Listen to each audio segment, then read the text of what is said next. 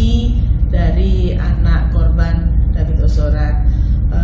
Beberapa waktu sebelumnya memang keluarga anak korban ini menyampaikan kepada LPSK untuk mengajukan restitusi.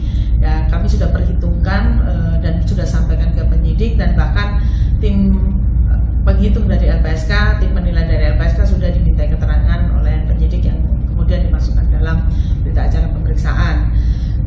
Selanjutnya nanti LPSK akan menyampaikan kepada jaksa penuntut umum hasil penghitungannya untuk dimasukkan di dalam surat tuntutannya, sehingga nanti bisa diputus oleh majelis hakim. Nah, selain itu juga LPSK akan menyampaikan juga kepada majelis hakim berkaitan dengan hasil penghitungannya. Memang jumlah yang kami perhitungkan adalah 100 miliar lebih pada waktu yang kemarin. Nah, komponen yang kami perhitungkan adalah pertama berkaitan dengan biaya perawatan anak korban selama di rumah sakit. Termasuk di sini juga ada biaya transportasi, akomodasi, dan konsumsi dari keluarganya, karena keluarganya juga setiap hari ada di situ, setiap 24 jam ya ada di situ, jadi membutuhkan biaya tersebut. Kemudian ada juga komponen kehilangan mata pencaharian atau penghasilan, karena pada masa itu orang tua anak korban tidak bekerja, meninggalkan pekerjaannya selama waktu tertentu. Bahkan sampai sekarang pun karena kondisi yang tidak memungkinkan juga orang tua juga masih kesulitan membagi waktu untuk bekerja. Nah, kehilangan pekerjaan ini kami perhitungkan juga. Nah, yang berikutnya adalah berkaitan dengan penderitaan yang dialami oleh anak korban.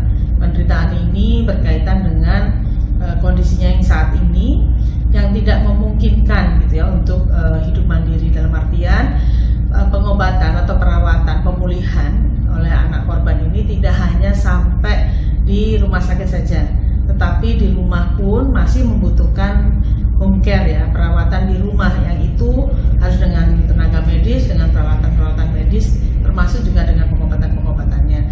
Nah, itu juga biayanya tidak murah, tidak sedikit gitu ya, sehingga kami perhitungkan itu sebagai biaya penderitaan salah satunya, karena kami juga mendasarkan penghitungan tersebut dari analisis dokter, kebutuhan mengenai home care sampai berapa lama, berapa waktu. Itu pertama. Yang kedua juga kami perhitungkan berkenaan dengan masa sekolah yang hilang, terus kemudian harapan berkenaan dengan masa muda yang hilang gitu ya, yang beriringan dengan kebutuhan sekolah yang hilang karena situasi dan kondisi yang tidak memungkinkan anak korban hidup secara normal.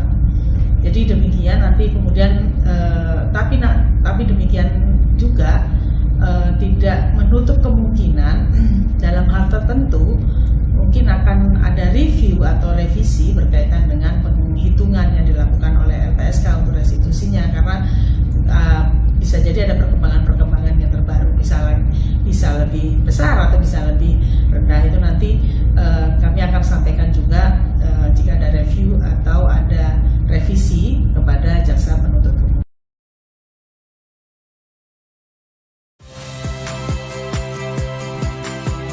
Saya Iriana Mardanus. Saksikan program-program Kompas TV melalui siaran digital, pay TV, atau media streaming lainnya. Kompas TV, independen, terpercaya.